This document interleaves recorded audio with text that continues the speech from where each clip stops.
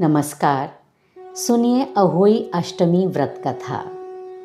एक साहूकार था जिसके 7 बेटे थे, 7 बहुएं तथा एक बेटी थी। दीपावली से पहले कार्तिक मास की अष्टमी को सातों बहुएं अपनी इकलौती ननद के साथ जंगल में खदान में मिट्टी लेने गईं। जहाँ से वह मिट्टी खोद रही थी वहीं स्याहू माता की मान थी।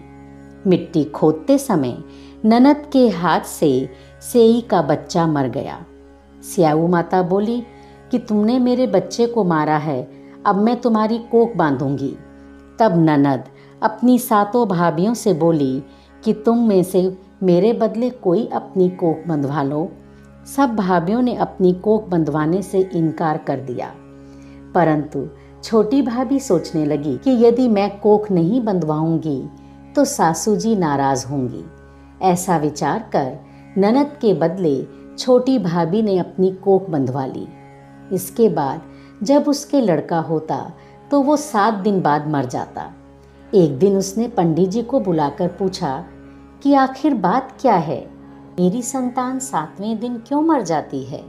तब पंडित जी ने कहा कि तुम काली गाय की पूजा किया करो। काली गाय स्याहू माता की भाईली है, वो तेरी कोख छोड़े तब तुम्हारा बच्चा जिएगा।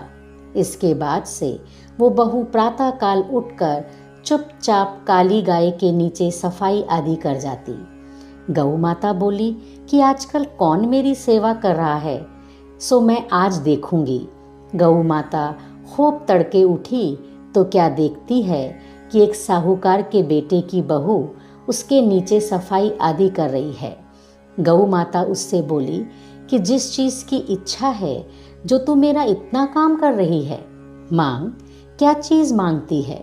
जब साहूकार की बहू बोली कि स्याहू माता तुम्हारी भाईली है और उन्होंने मेरी कोख बांध रखी है, सो मेरी कोख खुलवा दो।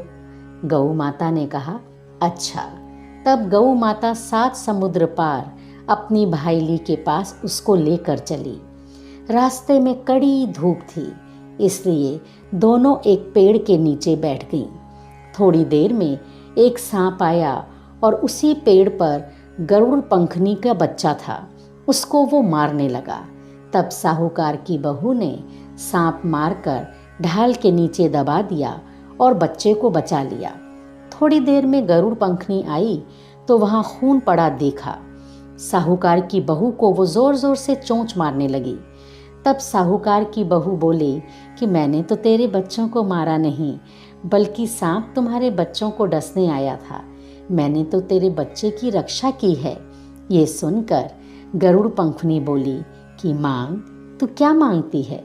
वो बोली 7 समुद्र पार स्याहू माता रहती है, मुझे तुम उसके पास पहुंचा दो। तब गरुड़ पंखनी ने दोनों को अपनी पीठ पर बिठाकर स्याहू माता के पास पहुंचा दिया। स्याहू माता उन्हें देखकर बोली कि आ बहन, तू बहुत दिनों बाद आई है। इस प्रकार वो बहुत खुश हुई और कहने लगी, बहन मेरे सिर में जूं पड़ गई हैं। तब सुरई के कहने पर साहूकार की बहू ने सलाई से उसकी जुएं निकाल दी। इस प्रकार स्याहू माता प्रसन्न होकर बोली कि तुमने मुझे आज बहुत आराम दिया है, इसलिए तुम्हारे 7 बेटे और 7 बहुएं हों। वो बोली कि मेरे एक भी बेटा नहीं, भला 7 बेटे कहाँ से आएंगे। स्याहू माता बोली बात क्या है। तब वो बोली मुझे वचन दो तो बताऊं। स्याहू माता बोली वचन दिया। तब साहूकार की बहू बोली मेरी कोख तो तुम्हारे पास बंद पड़ी है। ये सुनकर स्याहू माता बोली कि तुमने तो मुझे ठग लिया।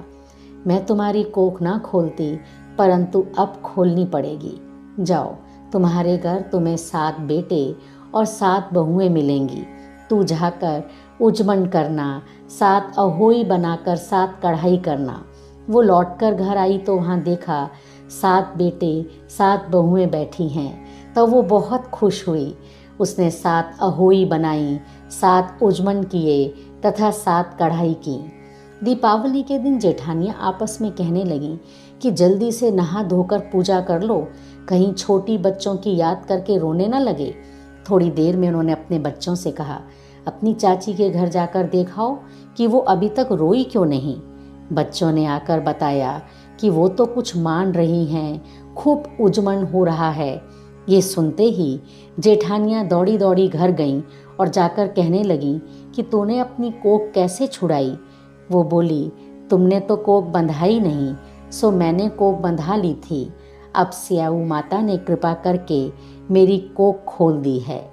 स्याऊ माता ने जिस प्रकार उस साहूकार की बहू की कोख खोली, उसी प्रकार कथा कहने वाले की, हुंकारा भरने वालों की तथा सब परिवार की कोख खोलियो, सबको सुख समृद्धि दियो। जय अहोई माता की।